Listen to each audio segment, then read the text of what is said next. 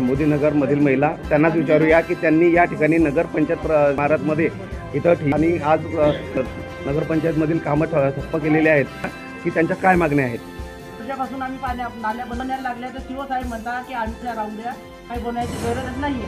CO साहेब असे आम्हाला धमपुणे आमची जर नाली ऑपरेशन करणार लागणार व्यवस्थित त्यांनी मारवायला पाहिजे आणि करता आम्ही नाही देणार. म्हणजे किरे 30 बनवू आणि आज येत आहे सीओ साहेब ते कशामुळे त्यांनी काही घेतली आहे का? लुचपत जर घेतली बनवू देत नाही आम्ही नाल्या लिहायची आम्हाला आता पण राहणार तसेच पण केलं.